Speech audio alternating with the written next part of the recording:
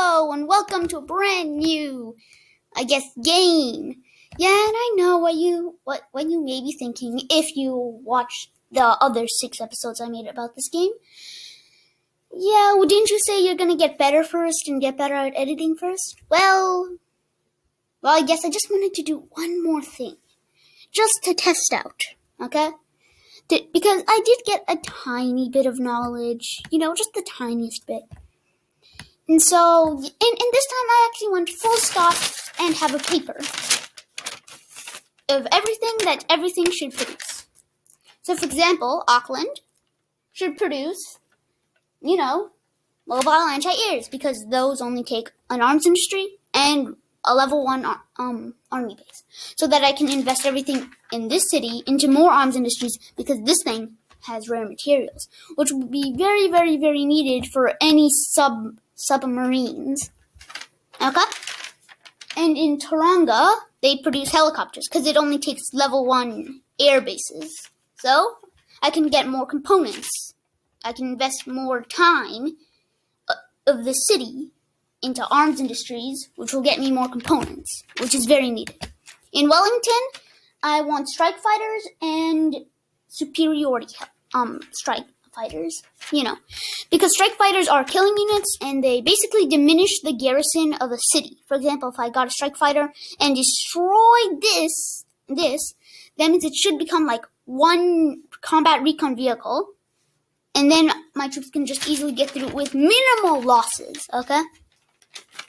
And superiority fighters, obviously, so that any helicopters or strike fighters will just be destroyed. Plus, Wellington already starts with an airbase, so it would not be that expensive to it would not take as much time to just go to a level 2. And I am considering the naval strike fighters, inside the tech tree. You go over to fighters.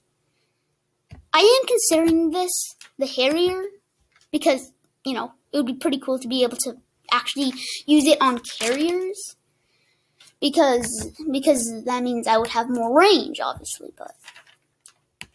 Oh, and also, I'll get this tomorrow, once I have more, resources. Okay, now then, Taronga produces more helicopters, so I'm going to get the Gazelle and stuff like that. And, and if I need it, I'll get the ASW helicopter. And yes, it is one of the less efficient things I've done, in terms of stuff, because, wait, won't it, if I spend some time on an airbase level 2, it's not that bad, okay? It's only like 2 days worth of wasted time, so that's all, that's basically all. And, Christchurch produces Marines. Why? It's because having electronics is not really that valuable to me, because I'm just going to conquer Suva, which has all the electronics I need. That's my reason for doing a pretty expensive amounts of recruitment in Christchurch. And in Dunedin, it's going to be amphibious combat vehicles.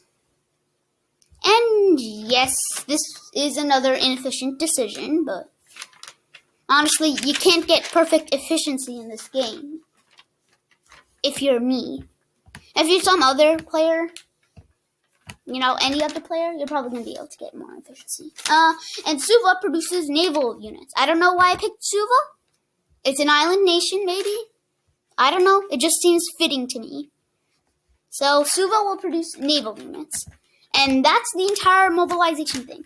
At day 5, well, it's more like at day 10, I want these things running at all times. I want all the time mobilizing. Of course, there is a little bit of a lack of efficiency, again, because I sleep. And I can't put anything in queue because I don't want to spend money on a membership. Yep, or security cancel thing or whatever. So, this is basically just my plan. I'm going to conquer Suva, annex Suva, build arms industry in Suva. And in the research, I already gotten the Corvettes. Why I've gotten the Corvette? Because it's very efficient to mobilize, very efficient recruitment stuff. Plus, it's good for defense, overall national defense. And the frigates, probably get them. Destroyer will probably get them. Cruiser, maybe get them. But aircraft carriers, I'm probably not going to get them. Okay, that's basically the entire plan. Let's see how well I'll fail this time. Oh, and also, the reason why I'm so comfortable getting all my units away is because I joined NATO. It's a North Atlantic Treaty Organization. Yeah, basically, I'm protected by Australia. That's the reason why I'm leaving all my units away. Yep. And that's it. I hope that this is a better thing than I usually do. And, yeah, I don't think it's going to be better. But, we're going to see, yeah, So I'm going to get you back here when something actually cool happens. Or interesting. Or anything. Wait, and also I forgot to mention something. I'm also building local industries in this one and this one. Why? Because more resources so that I don't have to spend any more time.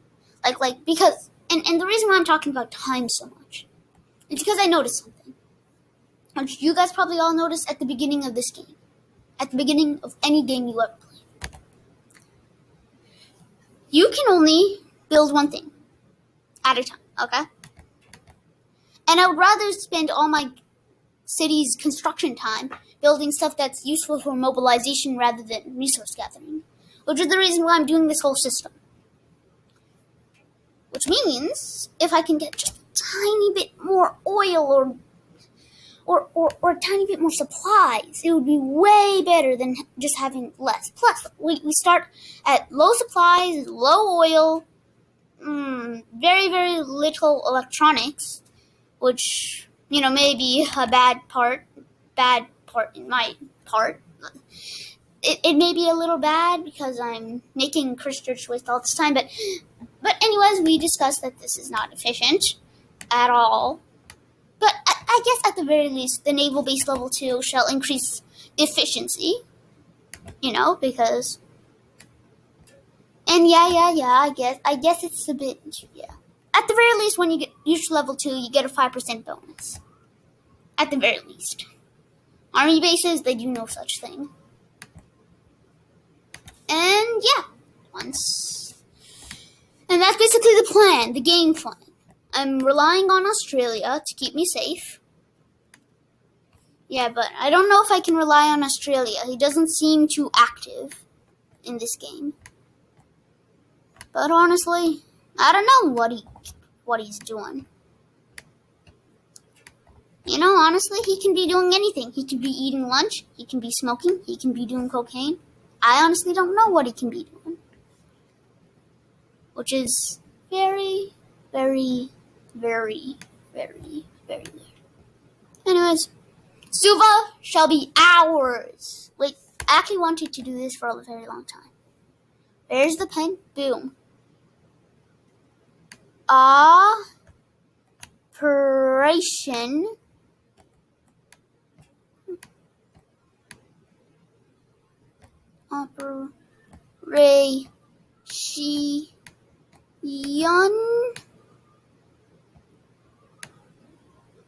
Suva.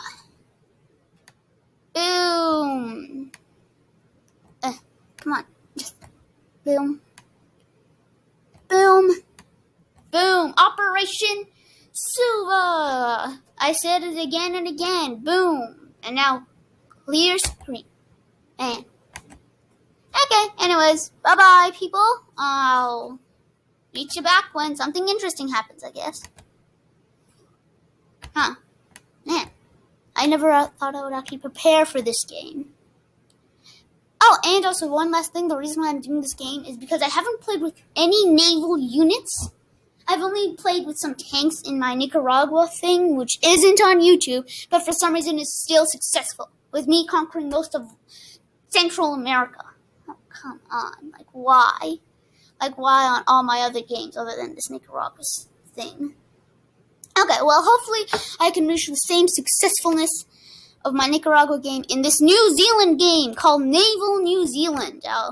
The goals for this series: make the greatest Navy/Air Force. I don't care about the Army this game. I just wanted to light defensive plus a tiny bit of an offensive, network. But if this goes anything like my usual games in private, back in the day, like years ago, if this goes anywhere like my Cuba game, I'm going to have hundreds of units by day 30 or day 50 or something. Anyways, bye-bye. Until next time. I guess bye. Until next day.